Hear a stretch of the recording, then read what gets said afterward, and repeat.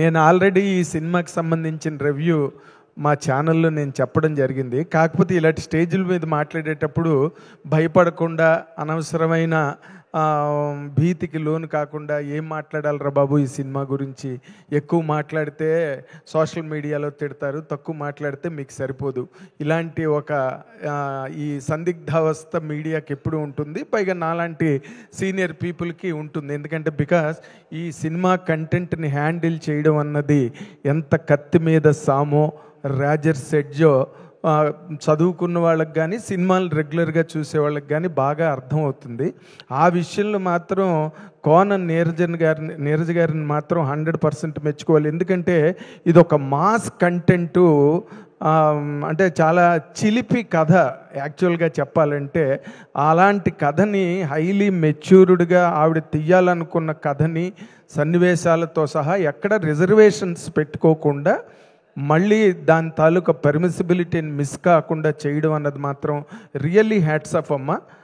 You have a very long వే. ఇలాంటి ఒక ఇబ్బందికరమైన కథను కూడా అంత చక్కగా కన్విన్సింగ్గా చేయగలిగారు. అండ్ మోస్ట్ ప్యాలెటబుల్గా ప్రతి సీన్ని, స్క్రీన్ ప్లేని కూడా ప్రాపర్.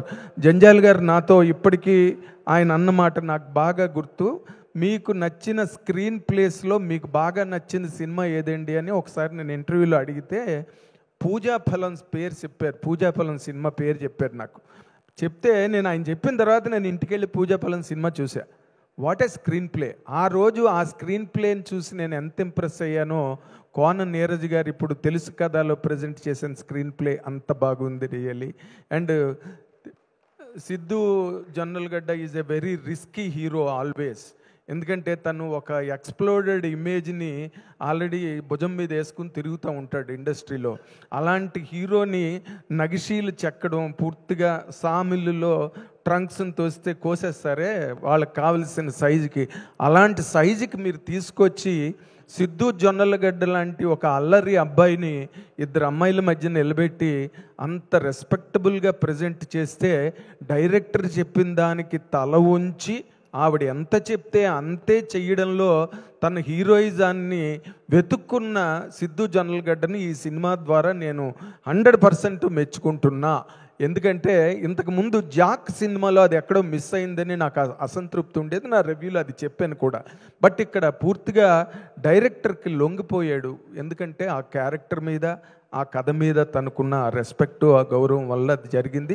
అండ్ మోర్ ఇంపార్టెంట్లీ ఇక్కడ విశ్వప్రసాద్ గారి గురించి చెప్పాల్సిన అవసరం ఉంది. ఎందుకంటే నేనే మొట్టమొదట ఆయనకి స్టార్ ప్రొడ్యూసర్ అని టైటిల్ పెట్టా. ఎందుకంటే ఆ ఫాస్టెస్ట్ 100 చేయాల్సిన ఈ పరుగులో ఆయన ఇలాంటి కథని ఎంచుకోవడం, కోన నీరజ్ గారు ఎలా తీస్తారో కూడా తెలియని ఒక కండిషన్లో కథని విని ఒప్పుకొని చేసినందుకు విశ్వప్రసాద్ గారు. ఎందుకంటే ఆయనకు మొన్నే మిరాయి లాంటి పెద్ద బ్లాక్ బస్టర్ వచ్చింది. ఇప్పుడు మళ్ళీ నెక్స్ట్ ఇమ్మీడియట్గా అంటే ఆయన అన్ని జానర్లు టచ్ చేయాలన్న ఆలోచనలు ఉన్నారు. కాబట్టి ఈ సినిమా ఆయన ఆల్బమ్కి 100% ఒక కైండ్ ఆఫ్ డిగ్నిటీని తీసుకొచ్చే సినిమాగా నేను భావిస్తున్నాను. అండ్ వైవా హర్ష డైలాగ్ లేకపోయినా సినిమాని ఎంత ఎంటర్టైనింగ్ యాంగిల్ యాడ్ చేశాడంటే సినిమాకి, అంటే మనం సినిమా థియేటర్లో కూర్చున్నప్పుడు ఫ్యామిలీ అంతా మొత్తం కూర్చుని హాయిగా ప్రశాంతంగా చూడొచ్చు. ఎక్కడ ఎవరు ఇబ్బందులు పడకుండా, కళ్ళు మూసుకోకుండా హ్యాపీగా పిల్లలతో పాటు వెళ్ళి చూడవలసినంత డిగ్నిటీతో ఈ సినిమాని హ్యాండిల్ చేసినందుకు అందరినీ, టీం అంతటినీ ఈ సందర్భంగా నేను మెచ్చుకుంటున్నాను. And Kona Neeraja has a very long way to travel as a director. This is my final verdict on her. Thank you so much.